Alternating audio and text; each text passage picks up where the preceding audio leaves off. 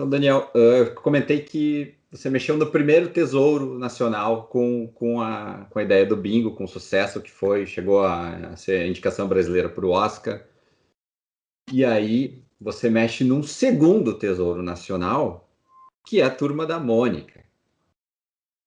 Você foi convidado, como o projeto chegou na sua mão, e eu acho que você era realmente, depois de bingo, a pessoa perfeita para esse projeto. Como é que foi o momento?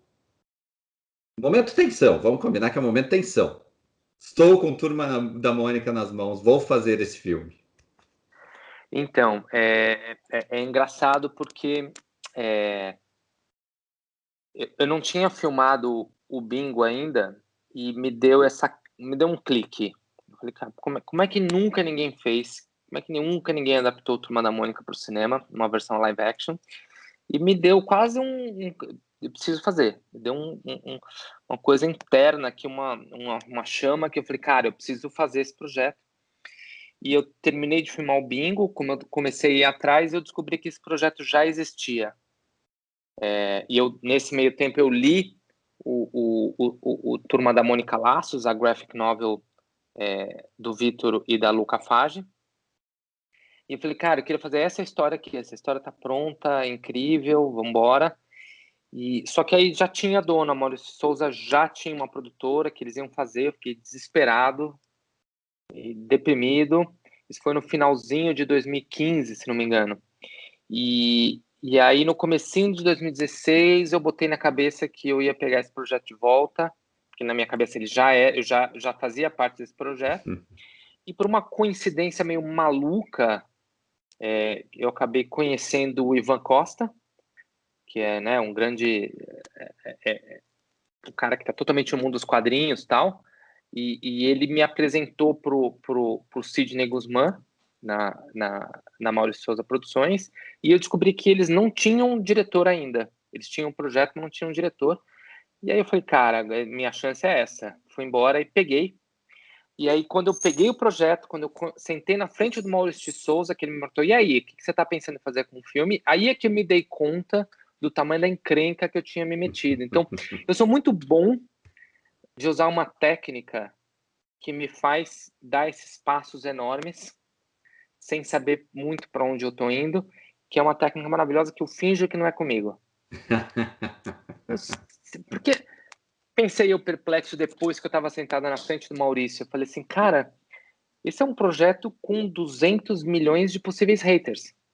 Ele começa com essa base. Porque todo brasileiro sabe do que você está falando. Todo brasileiro conhece e todo brasileiro ama. Talvez não esteja conectado com a Turma da Mônica nesse momento, mas já esteve algum dia e já tem na cabeça o que seriam, né, essas crianças. E eu falei, putz, mas o Maurício de Souza, ele criou os personagens inspirado em crianças ou amigos da infância dele, né, amigos da vida, durante a vida dele. Eu falei, só que né, são 60 anos, né, de Turma da Mônica, tá em quantas gerações de brasileiros, né? E como é que agora eu tenho que fazer o caminho inverso? É pegar os personagens que ele criou e achar crianças que possam representar aqueles personagens que foram inspirados em outras crianças. Como é que isso vai dar certo? Não vai dar certo.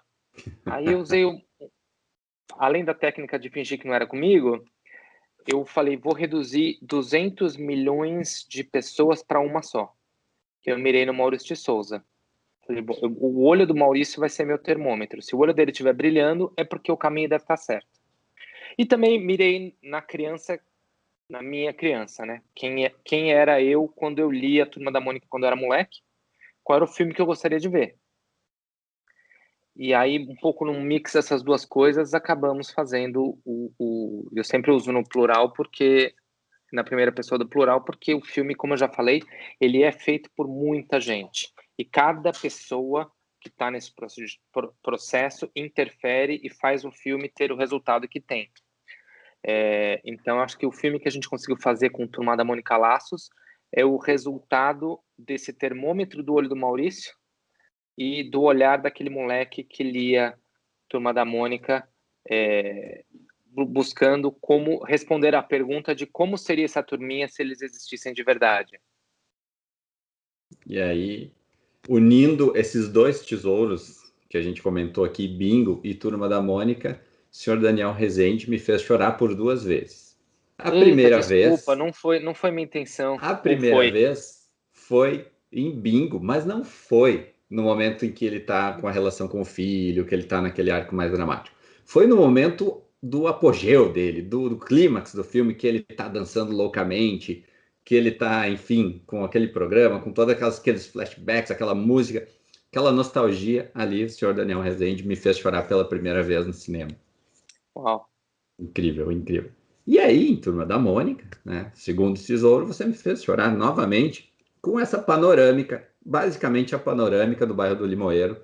Já, primeiras cenas que aconteciam, 10 segundos de filme, tava lá o Robson na sua cadeira, marmanjo, chorando, quietinho Mas não é no muito filme. lindo isso, É né? A gente incrível. poder nos conectar com quem. Porque no fundo, estava conectando com quem você é. Né? Porque nós só somos aquilo que somos hoje, que é o resultado de tudo que vivemos, né? Então, e bem ou mal, você assistia o programa do Palhaço quando você era moleque, você lia Turma da Mônica, e isso, de alguma forma, tem a ver com quem você é. Então, lidar com esses dois projetos era um pouco me entender e ao mesmo tempo entender o brasileiro, entender o Brasil, quem somos. Nós somos formados culturalmente, todos nós fomos formados pela televisão e pelos gibis da Turma da Mônica, culturalmente. Independente de onde a gente chegou, mas a gente foi formado aí. Então era de alguma forma para mim tentar entender quem somos como nação, quem somos como seres humanos e quem sou, né? E aí o que eu já te digo, que eu não sei se você pode ler isso como uma coisa boa, uma coisa ruim. Se você chorou no Bingo, se você chorou no Turma da Mônica Laços, você não tem ideia do que te espera no Turma da Mônica Lições. Ah! E aí, meu amigo, eu já aconselho você levar uma caixa de lenços, Beleza. porque o Turma da Mônica Lições, ele é um filme muito mais divertido, emocionante, profundo do que o Laços. Ele vai fazer qualquer marmanjo e qualquer criança chorar, porque Olha aí, é muito lindo e muito emocionante. já vou parar de pagar imposto aqui para chorar no cinema, porque Daniel Rezende acerta sempre aqui. Que No, incrível, que calma, incrível. não agradeço, mas não Vamos é lá, bem vamos assim. lá. Tá, vamos, Mas eu, vamos, vamos contextualizar que ninguém tá olhando, você não me fez chorar, tá? Mas me fez rir. ó, que maravilha, porque tem coisa melhor do que chorar e rir, né? Aham. São os graus máximos da tua emoção, né? Já que você prometeu emoções em lições, o que a gente pode falar desse filme, assim? O que tu já pode contar pra gente, além dessa nova história, que também faz parte dessa trilogia das HQs do Vitor e da Luca Fag? Que dá para dar de primeira experiência aí para quem está assistindo a entrevista? Cara, infelizmente eu posso falar muito pouco, a não ser de que a gente, de certa forma, foi bastante fiel à essência do Lições, da graphic novel, para quem leu a graphic novel, que para quem não leu, eu recomendo muito a trilogia. Só que era um filme mais difícil de adaptar para o cinema, porque o primeiro, Laços, ele é uma aventura, né? E com uma premissa muito simples, em que a gente foi dentro da adaptação do primeiro filme, que é o Floquinho sumiu, a turma se reúne, procura o Floquinho, se perde na floresta, acha o Floquinho. Então ele tem um arco ali muito claro, que funciona muito bem cinematograficamente. E ali no primeiro filme, a gente teve que criar esse universo cinematográfico. Então, que pistas que você pode dar desse filme? Não, e no Laços, a gente teve que criar este universo. Então, a gente trouxe mais elementos da Turma da Mônica clássica para o filme e aprofundou os personagens, aprofundou a conexão entre eles e colocou ali quase que um arco para eles superarem em relação a esse laço de amizade. O segundo filme, que tem uma premissa muito boa, tinha um arco muito difícil para um filme, né? Quando você muda a Mônica de escola, né? Então a gente teve que fazer mais mudanças para essa adaptação. Ela difícil, porém ele ficou um filme mais profundo, uma história melhor de se contar. E a gente trouxe muito mais elementos do universo Maurício de Souza para o filme. Então, vai ter muito mais personagem, muito mais easter egg. Não posso dizer quais são. Evidentemente, a Tina está no filme, que isso já está divulgado, que a Isabelle Drummond faz a Tina, maravilhosa. Ficou a Tina perfeita. Quem não parava nas historinhas da Tina para ver, né? Porque a gente era moleque, via as histórias Sim. da Mônica. Mas Tina, Hulu, esse universo da Tina era sempre esse wannabe, né? Quero ser esse. Então, tá muito legal no filme.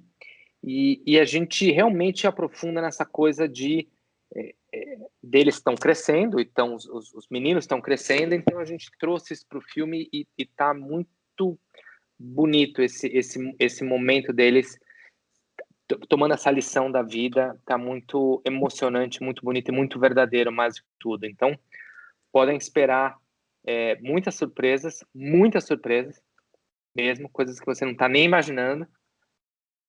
Vai te pegar aí no cinema, quando o filme estrear no cinema, quando esse tudo passar, para a gente poder estar seguro no cinema, porque é um filme que tem que ser visto no cinema. A previsão é para junho, meio do ano?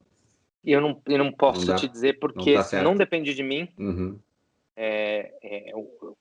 A Paris Filmes, que é a distribuidora, a Paramount, Globo Filmes, todo mundo acredita muito no filme, está todo mundo muito feliz com o filme. Foi o filme que eu montei numa experiência que eu nunca tinha tido, que eu já vou contar sobre ela, mas eles acreditam que o filme pode realmente ser um sucesso e conectar com o público, então eles vão lançar quando tiver seguro. Essa é a única coisa, essa é a única informação que eu tenho. Tomara que seja o quanto antes, né? Mas só para dizer o quanto eu estou feliz com esse filme, que eu já montei muito filme, já participei de muitos processos de tanto como diretor, como principalmente como montador.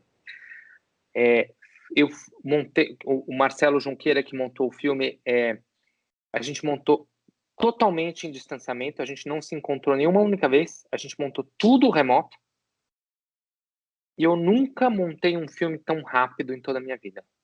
No corte 3, eu já falei, esse filme está pronto.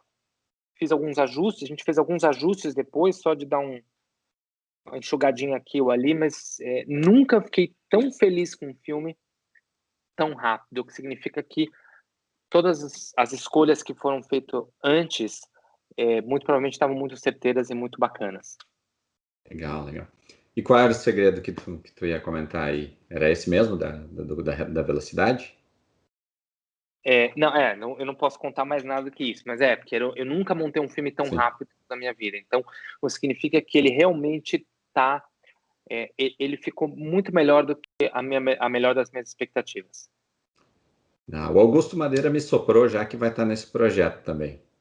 É ponta, é personagem. Então, Augusto, vamos fazer esse parênteses. Augusto Madeira, que é um ator que eu considero talvez um dos maiores e melhores atores dessa geração. Ele é um cara que nem tem o reconhecimento que ele deveria ter, o tamanho do reconhecimento que ele deveria ter, porque ele é um gênio, ele é um camaleão do cinema nacional. Ele faz comédia, ele faz drama, ele faz tudo que se colocar na mão dele, ele vai se transformar nesse personagem. É muito impressionante, fora que é muito incrível trabalhar com ele. Virou um amigo, então a gente está praticamente todos os projetos a gente tenta fazer juntos. Até uma curiosidade, ele estava no Turma da Mônica Laços.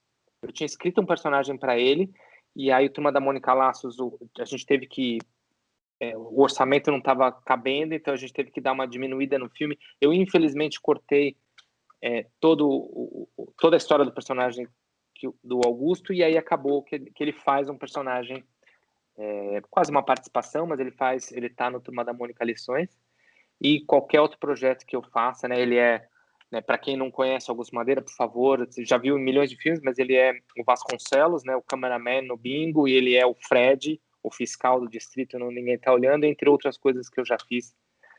O primeiro curta que eu dirigi na vida era com Wagner Moura e com Augusto Madeira, né? Onde eu conheci o Augusto. Incrível. Ele deu uma entrevista pra gente também, tá no nosso Instagram também, que ele comentou bastante desse projeto, do trabalho contigo também, então dá para ver que a química é muito boa, e realmente ele é um excelente ator, e A gente já viu isso com esses novos projetos que ele tá também, que muda aquele aspecto que todo mundo tem do ator de comédia, né?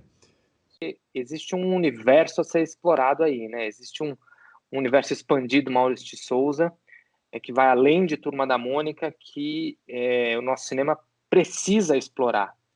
Então, vamos cuidar direitinho dessa relação, porque muitos filmes podem sair daí. Legal, legal. Então, já para completar a trilogia, ela já está sendo escrita, do Luca Fag, como é que tá? Então pouco eu posso te responder esta pergunta. Ah! Mas já tá, né? Já Já tá não sendo posso te escrito. responder essa pergunta, mas estamos trabalhando em outros projetos com o Maurício de Souza, sim. Tá, eles já anunciaram na E eu, CCXP e que eu vou te teriam. dizer mais, estamos trabalhando mais do que estamos desenvolvendo mais do que um projeto com o Maurício de Souza. Então, um projeto que eles já divulgaram é o Jeremias, uma série. Você está Uhum. envolvido nela? Não estou envolvido no Jeremias. Não? Não tenho nada a ver com o Jeremias. Adoraria ter, porque acho um personagem incrível, mas tampouco é o meu lugar de fala. Eu acho que eles estão desenvolvendo com as pessoas certas. E eu acho que você tem que escolher bem os projetos, porque, bem ou mal, qualquer projeto, qualquer filme que você vai fazer, você tem que ter algum tipo de ligação com aquela história, ou com aquele tema, ou com aquele personagem. Alguma coisa dentro de você tem que estar extremamente conectado. Ainda que você fale de um assunto que não tem a ver com o teu mundo. Afinal de contas, faz parte da arte criar mundos que não existem. Mas eu acho que você tem que estar no projeto certo, o projeto certo tem que estar com a pessoa certa. O Jeremias não era um projeto para mim. Acho que eles estão, inclusive, super bem, super certos no projeto, mas estamos desenvolvendo projetos, mas não é o Jeremias. Tá legal, tá legal. Mas já E sabemos acho que temos incrível, mais de um projeto com o Daniel Rezende aí, ó. Já acho temos. incrível, incrível que o Jeremias esteja sendo feito, acho essencial. E essa informação de que temos mais de um projeto em desenvolvimento é uma informação que não falei para ninguém. Estou falando pela primeira vez aqui agora. Exclusivo para a Vigília Nerd. Olha aí que bacana, que bacana. Ficamos muito felizes com essa, hein? E você comentou também agora há pouco que as crianças estão crescendo. Sim. Preocupa a questão, crianças estão crescendo ou ainda é uma possibilidade, afinal, temos Turma da Mônica jovem? Eu acho que, sim. Você deixou de assistir algum filme do Harry Potter porque as crianças cresceram?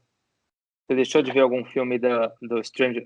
Alguém deixou de ver Stranger Things porque as crianças estão cada vez maiores? Eu acho que a pandemia é um assunto muito mais complicado do que elas estarem crescendo, porque a pandemia atrasa tudo. Sim. Mas não, assim, o que quer que aconteça ali, esse assunto, o que a gente faz com esse assunto é que a gente incorpora na dramaturgia. É isso que dá para fazer. Não dá para fazer outra coisa. Sim. Então, pode ser explorado uma Turma da Mônica jovem, por que não? Se não Tudo for já pode, esse projeto que você comentou antes. não posso dizer nada. Não podemos dizer, não podemos dizer. Legal, legal. Uma pergunta muito particular que Eita, eu notei muito em Bingo e notei essa essência também em Turma da Mônica Laços. Pode ser que seja sua, pode ser que seja de outra pessoa da equipe. Mas tem uma relação com a música em determinados momentos que fecha muito, que é muito legal também. No Bingo, a gente tem a relação da TV e da novela tocando roupa nova. Aquele sucesso das antigas, aquela nostalgia. Então, ela olha para a TV e toca aquela música da novela, assim, eu fiquei, cara, é muito isso. É Brasil, roupa nova na novela das oito. E a gente tem em Turma da Mônica o nosso vilão, que em determinado momento vai lá fazer sua refeição e toca um Fagner, que é outro certeiro música de novela da TV brasileira. É proposital seu, particular seu, ou de alguém da equipe? Não. então, e vou dizer até mais, né? Óbvio que tirando de outra época, mas tá olhando no episódio 7, a gente manda um Sandy Júnior que era para né, carimbar. Carimbar. O Bingo, ele tem até mais do que Roupa Nova, né? Todas as músicas ali, desde Eu Fui Dar a Mamãe, óbvio, todas o Hit, todas pensadas. eu vim, antes de ser cineasta, ali entre o Goonies e trabalhar com cinema, eu fui DJ muitos anos, né? Durante muitos anos eu era DJ, fazia tudo que era tipo de festa. Então eu tenho uma ligação com música, não sou um músico, mas eu tenho uma ligação com música muito forte. Então eu tenho uma ligação não só com música, mas música é um dos aspectos do áudio no audiovisual que me interessam muito, porque eu acho que o áudio muitas vezes conta mais história do que o vídeo, do que a Justo. imagem. Então eu sou eu gosto muito de contar história com som. Então eu penso muito em sonoridade quando a gente está desenvolvendo o projeto. Eu não escrevo roteiro, mas eu tenho uma participação muito próxima com os roteiristas, de criação, de dramaturgia, de narrativa, de mundo, de recorte, de tom. Então, geralmente essas músicas estão no roteiro, geralmente. Sim. Às vezes, se não está exatamente a música, já tem pelo menos ali. No caso do Roupa Nova, a primeira opção nem era Roupa Nova ali. Mas a primeira opção a gente não conseguiu comprar. Então, a segunda opção era Roupa Nova. No caso do Fagner, eu já tinha pensado o Fagner durante a feitura do roteiro, sabia que ele ia dançar uma música ali, antiga. E eu sempre busco, não aqueles... No próprio Bingo, quando a gente começou a fazer junto com o Vladimir, eu entreguei uma playlist para o Vladimir, essas são as músicas que o Augusto, que é o personagem dele, ouve. Porque ele não vai ouvir U2, ele vai ouvir Echo and the Bunnymen, ele não vai ouvir Legião Urbana, ele vai ouvir Metrô. Ele ouvia sempre o lado B, tanto é que se você olhar no filme, ele tá com aquela fitinha BASF o tempo inteiro, aquela fita Sim. cassete, ele sempre só escuta o lado B, ele nunca escuta o lado A, porque ele era um cara lado B. Então todo esse tipo de pensamento, né, essas sutilezas, elas estão dentro da dramaturgia, e a música, a trilha sonora do que está no Bingo, são músicas que o Augusto ouviria. E ele tem a ver com esse mundo pop, com esse mundo um pouco lado B. Então, tudo isso está um pouco pensado. O próprio No Ninguém Tá Olhando, no episódio 7, o episódio foi escrito para a música Imortal do Sandy Júnior. Então, essas músicas, geralmente, elas estão concebidas na dramaturgia, lá atrás. E eu acho que elas são muito importantes. É uma coisa muito minha, na verdade. Sim, incrível, incrível. Esses detalhes são muito enriquecedores, né? Com certeza. Tu já escuta a música e tu já te vem muita coisa, uma carga muito forte, né, na mente, Uhum. né? No primeiro da Mônica, a gente tem a informação que o Maurício acompanhou bem de perto, né?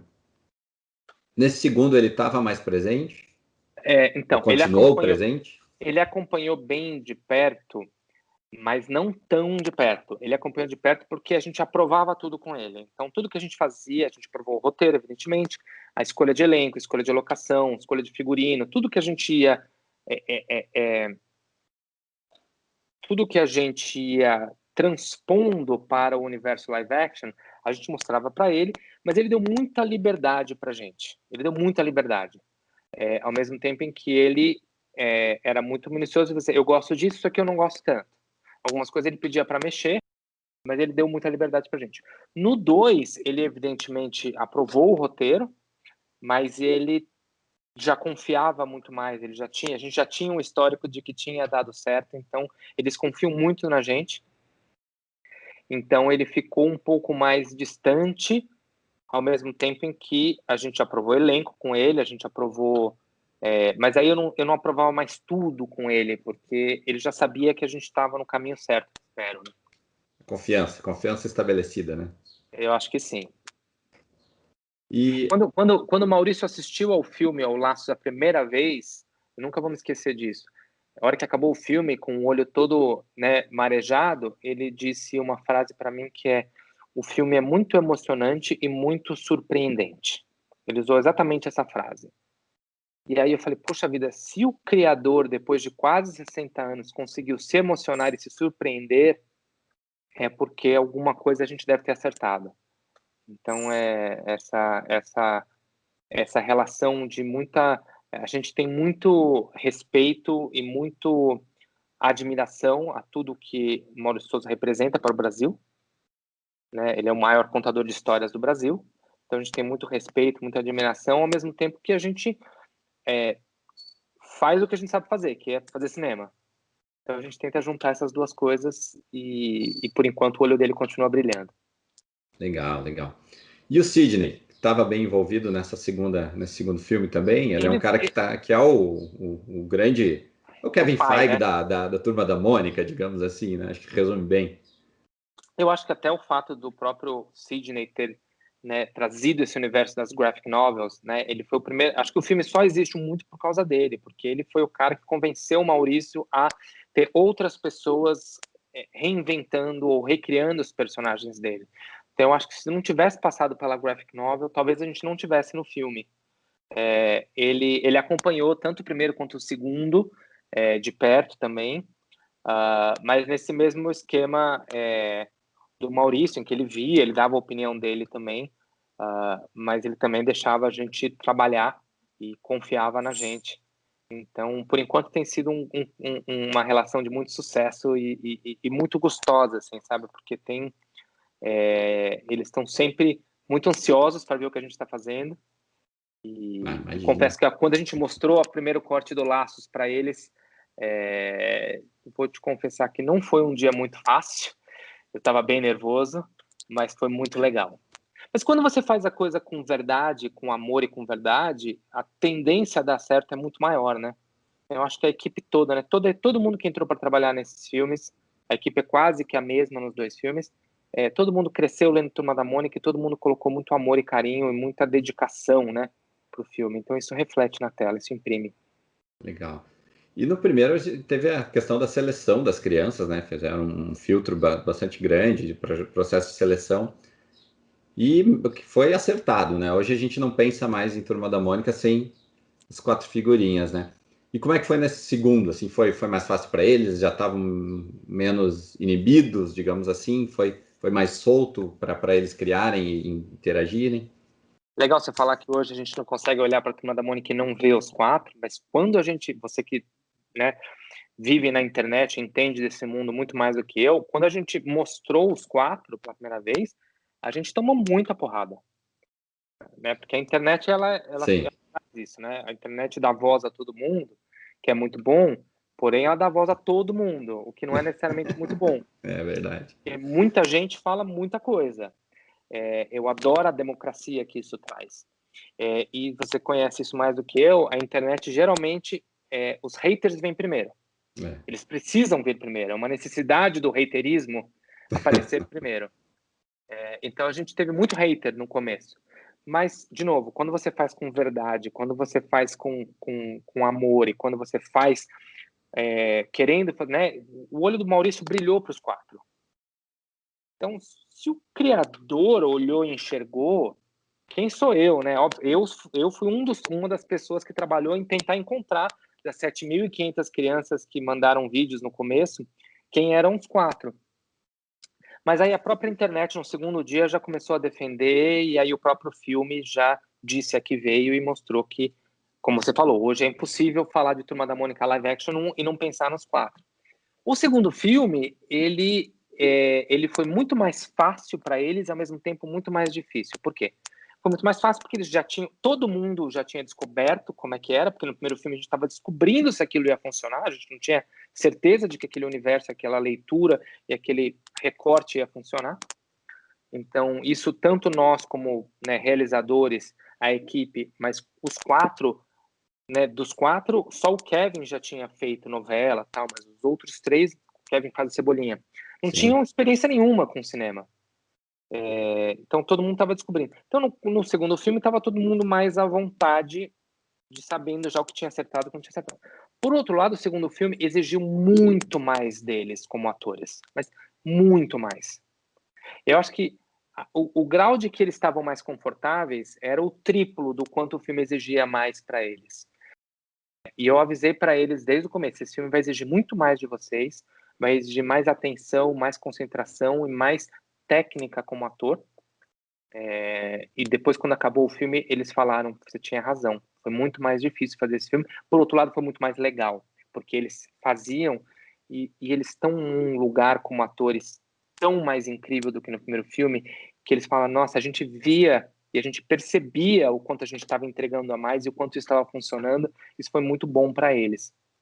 Então foi muito legal fazer, e eles estão realmente em outro lugar, que é muito, muito lindo de ver.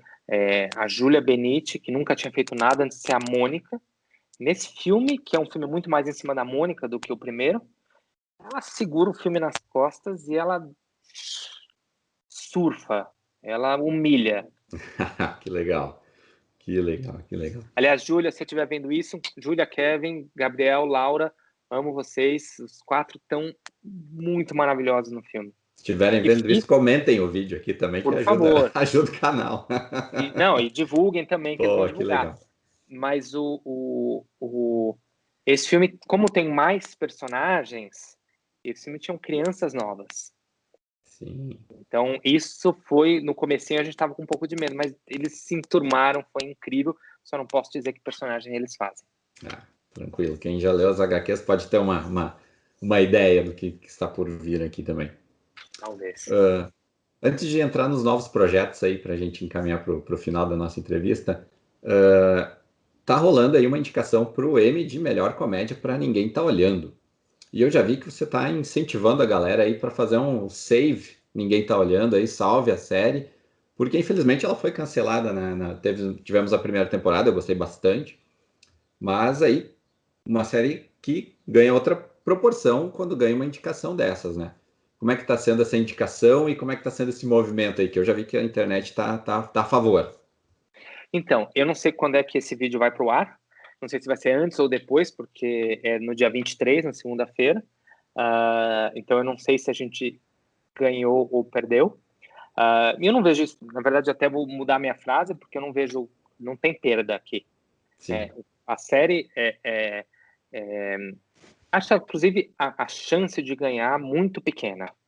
Muito pequena. Eu vi alguma coisa das outras séries, elas são muito incríveis, mas o fato de estar entre as 4 séries de comédia no mundo esse ano, no mundo inteiro, tirando os Estados Unidos e Canadá, indicada como melhor série de comédia, prova algumas coisas.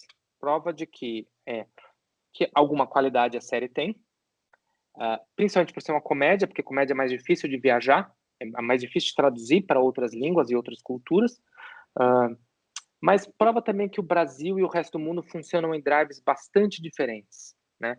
A série, ela foi super bem aqui, ela não foi mal, ela foi super bem.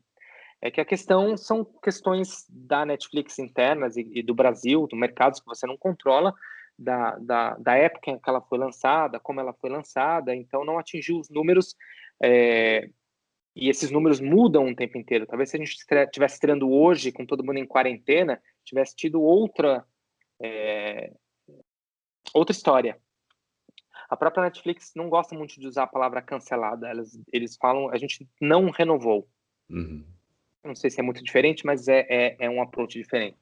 O fato é que, em princípio, não vai ter segunda temporada e é muito provável que assim continue. Mas eu acho muito legal ver essa resposta do público, porque quem assistiu a série gosta da série e defende a série. Quem assistiu a série e entendeu que era uma série de comédia e que era uma tentativa de fazer, voltando naquele assunto que a gente falou na primeira parte da entrevista aqui sobre não está muito dentro da dramaturgia brasileira criar mundos que não existem. É muito raro que isso aconteça, né? Não faz muito parte da nossa dramaturgia criar universos que não existem. E no Ninguém Está Olhando, a gente criou um universo que não existe, o que é muito raro e muito caro de fazer. Isso influenciou também no resultado. Mas o fato é que quem assistiu a série conseguiu rir, como você falou que riu, mas ao mesmo tempo entendeu que na série tem um certo grau de sofisticação nas segundas e terceiras camadas de você ter um questionamento sobre o que é ser humano, por que o ser humano, né, toma as escolhas que toma, por que o ser humano precisa de regra, mas ao mesmo tempo o quanto ele não é livre e o quanto as regras limitam, né, as frases que a gente colocou e os conceitos de tem gente que segue regra, tem gente que muda o mundo, ou a própria frase do qual eu fiz essa plaquinha aqui, que não sei se dá para ler, que Sim. A vida não é aleatória por acaso, que é essa grande paradoxo da vida, se se tudo é pré-determinado, se existe um chefe ou se tudo é obra do acaso, a gente lida com essas questões na série. São questões sofisticadas, na verdade. Então, o M reconheceu, apesar da gente não ter renovado a série, o M reconheceu, e o que quer que aconteça, no fundo, é a única série da Netflix da América Latina que está indicada ao M esse ano. Então, isso tem um certo... isso nos deixa, todo mundo que participou da criação da série, da feitura da série, da produção, todo mundo ficou muito feliz com essa indicação, independente do que aconteça ou que já tenha acontecido, independente do que esse vídeo aqui entre no ar. Legal, legal. E os futuros projetos, além do universo expandido aí da Turma da Mônica, tem alguma coisa fora que a gente possa comentar aí, que tenha, sei lá, uma série na Globo, Globoplay, tá rolando alguma coisa nessa linha, não? Então, Robson, eu vou contar uma coisa para você que você vai ficar tão decepcionado quanto todos os furos que eu não te dei do Lições, que é, sim, eu estou conversando de fazer um filme grande, também bastante pop, mas profundo e dark, do qual eu não posso dizer. E estou conversando... porque, assim, eu tinha alguns projetos encaminhados para o ano que vem e a pandemia... né, os diretores e produtores tem sempre que ter pratinhos rodando aqui, né? Tem sempre os pratinhos. E aí caíram todos os pratinhos. Então eu estou começando a rodar novos pratinhos. Mas eu estou conversando com uma série na Amazon, estou conversando com uma série na Globoplay e estou conversando com outra série na Netflix. A gente se namora ainda, mas eu não tenho nada confirmado que eu possa falar ainda. Então eu, infelizmente, vou te dizer que existe conversa de séries com players, existe o universo Maurício de Souza que estamos trabalhando e existe esse longa-metragem de uma figura pop, muito grande, que estou trabalhando para um longa, mas eu não posso te dizer exatamente o que é neste momento. Um outro tesouro nacional. Um outro tesouro nacional. Ah, olha aí, a gente já pode botar a imaginação para trabalhar. Então eu gosto de lidar com coisas impossíveis de fazer. Por que você vai pegar isso? Que roubada! Adoro. É isso que eu vou. Legal, Daniel. Te agradeço então pela entrevista, por esse tempo, esse bate-papo agradável que a gente teve. E, claro, fica o convite aí para voltar em outras ocasiões para falar de mais Turma da Mônica, mais Universo Expandido aí e os outros projetos que a gente está acompanhando a tua carreira aí bem de pertinho. Cara, eu agradeço muito o convite. Fico muito feliz, adoro conversar. Vou voltar naquilo que eu falei no começo. Eu acho que o cinema, hoje em dia, ele não funciona sem a internet. A internet precisa do cinema. Todos nós precisamos do streaming.